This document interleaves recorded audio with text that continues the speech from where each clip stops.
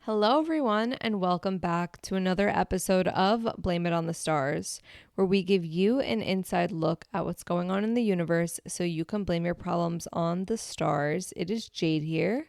And it's Kara. And this week we have the full moon in Libra, Venus retrograde coming to an end, and Saturn conjunct the North Node. We'll be talking all about that, but in case you missed it, last week we talked all about Neptune entering Aries, the first large outer planet transit of the year. We also talked about Mercury retrograde coming to an end and Saturn sextile Uranus. So if you missed that one and want to catch up, then definitely check out last week's episode before diving into this one. And just to give you a heads up, next week we'll tell you everything that you need to know about Taurus season and how it affects you. And with that being said, let's dive into the episode.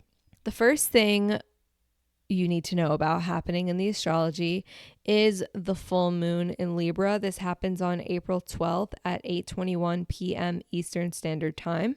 And per usual, the date and time are from the website astroseek.com. What you need to know. Full moons, per usual, are periods of releasing.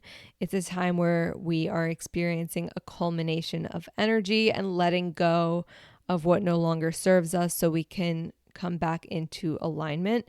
And since this is in the sign of Libra, the themes of balance, relationships, and also fairness will be the primary focus of the full moon. So during this full moon, you'll be encouraged to think about where there is harmony or isn't harmony in your life, whether that is in relationships, work-life balance, or even with yourself, and how can you come back into balance. How you will feel. Full moons can always bring about more intense emotions and also a desire to find balance between the two different energies. You might feel pulled between wanting to keep the peace, but also stand up for yourself. Libra energy really craves harmony, but the opposition of the sun and the moon can really expose any tension or conflicts that might come up in your relationships, friendships, or even at work. This is a time to really reflect on where the tension and disconnect is coming from so that you can adjust and find a balance between your needs and the needs of others. Where this will show up in your life. You might notice that there's a lot more discussions happening around fairness or compromise, whether that's happening at work or just in your friendships or social settings. So this could, in a more professional sense, look like renegotiating agreements or contracts. But in personal life, this could look more like setting clear boundaries or deciding whether certain relationships still align with your needs. In general, in the world around you, you might notice that there's a lot more conversations being had about justice, since Libra is the scales and is all about diplomacy. What will become important to you? During this full moon, your focus is going to be more on finding a middle ground without sacrificing yourself when you have to compromise or come to agreements with others. You also might find that if you're giving too much or focusing too much energy on one specific area of life, that this is a good time to kind of adjust and reassess where you spend your energy and how you show up in your relationships. Certain signs will be affected more than others by this full moon. Those signs will be Libra, Aries, Cancer, and Capricorn, personal placements only. So Sun, Moon, Rising, Mercury, Venus, and or Mars placements. And there are some aspects to this full moon that do make it just a little bit more complex. The first is that the full moon squares Mars, which can bring some feelings of frustration or this desire to act a little bit more impulsively around the full moon. So you might notice that things might feel more urgent, or that there could be some tension in the air. So it's going to be really important that you pause and take a breath before you react to anything. And there also will be aspects to Jupiter with the sun sextile Jupiter and moon trine Jupiter. This energy is more supportive and it will bring about positivity and potential for growth. Even as challenges come up, especially as Jade mentioned with the square to Mars, the aspects to Jupiter can help you to see the bigger picture and to move forward with confidence. The same day as the full moon in Libra, we have Venus stationing direct in Pisces. So this is April 12th, but at 9:02 p.m. Eastern Standard Time. What you need to know is that Venus retrograde is over. Yay, let's clap. After this period of time where Venus was retrograde and maybe you were reevaluating your values in relationships, your finances, or your sense of self-worth, things will become more clear.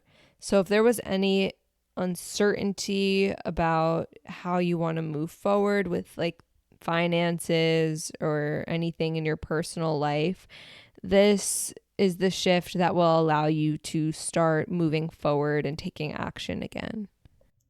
How you will feel.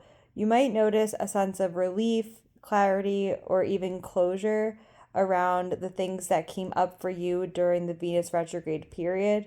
However, since Venus is still in Pisces, there can be a lingering, dreamy, and idealistic energy. So just remember to take things slow as you start to begin regaining clarity in your relationships, values, and finances. So where this will show up in your life, most likely in your relationships or financial decisions or even creative projects. So if during the retrograde you were reconsidering your values, now you might feel more ready and confident to make choices that are in alignment with the values that you've solidified for yourself. You could also notice that there are going to be shifts in how you spend your money or approach self-care. What will become important to you? Now that Venus is moving forward, you're going to be more focused on emotional connection, whether that's with yourself or others, self love, and also your creative side. This is a good time to realign yourself with the things that really matter to you and to also focus on strengthening the relationships that are supportive. If you're wondering how long this lasts, Venus will remain in Pisces until April 30th when it will re-enter Aries. This will happen at 1:16 p.m. Eastern Standard Time. So you have between April 12th and April 30th to experience Venus in Pisces without the retrograde. And per usual, certain signs will be affected more than others. The signs that are most affected by Venus stationing direct in Pisces are Pisces, Virgo, Gemini, and Sagittarius, personal placements only. So Sun, Moon, Rising, Mercury, Venus, or Mars placements only. And while this transit isn't happening for a long time, during the time Venus is in Pisces without the retrograde, certain rising signs will be more likely to find love. And those rising signs would be Virgo rising, since Venus will be in the 7th house of relationships, and Scorpio rising, since Venus will be in the 5th house of romance. And again, that is rising sign only. And there are 2 key dates you're going to want to pay attention to while Venus moves through Pisces. The first is on April 20th. Venus will be conjunct the North Node and also sextile Uranus. This could be a day where some fated opportunities arise, but at the same time, there can be some unexpected shifts going on. So stay flexible and adaptable to whatever comes your way. And then on April 24th, Venus will be conjunct Saturn. This aspect is going to bring a more serious tone to your relationships and commitments. This does make it a good time, though, to set any long-term goals in your relationships and finances.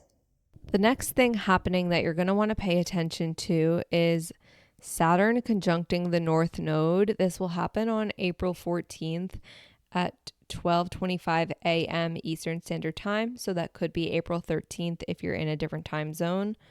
What you need to know. Saturn conjunct the North Node is an aspect that can represent a more karmic turning point where the lessons we've learned and the responsibilities we've taken on become extremely important when thinking about your purpose and how you want to proceed further towards achieving some of your long-term goals that align with your purpose. How you will feel. You might feel like this is a time where you really need to step up and commit to something that feels really important and meaningful to you. It can feel like maybe there's a big decision to be made, or maybe there's a big shift that you need to make in your life. However, that does allow you to focus more on things that are impactful, meaningful, and fulfilling to you. Where this will show up in your life, this might be more noticeable in career, when thinking about your career or your personal growth. So don't be surprised if you feel more called to make some serious commitments to something that aligns with what feels like your destiny. What will become important to you? This aspect is really about creating a solid foundation for yourself and your future. So your focus will be on discipline, patience, and even perseverance as you are working towards your goals. And certain signs will be affected more than others by this conjunction, and that'll be Pisces, Virgo, Gemini, and Sagittarius, personal placements only. So Sun, Moon, Rising, Mercury, Venus, and or Mars placements. And that is it for this week's episode. Just a reminder, next week we'll be talking all about Taurus season. So if you want to know more about that, then make sure wherever you're listening to the podcast, you're subscribed with the notifications turned on so you don't miss when we post next week. But until then, that is all for now, and we'll see you all next Monday.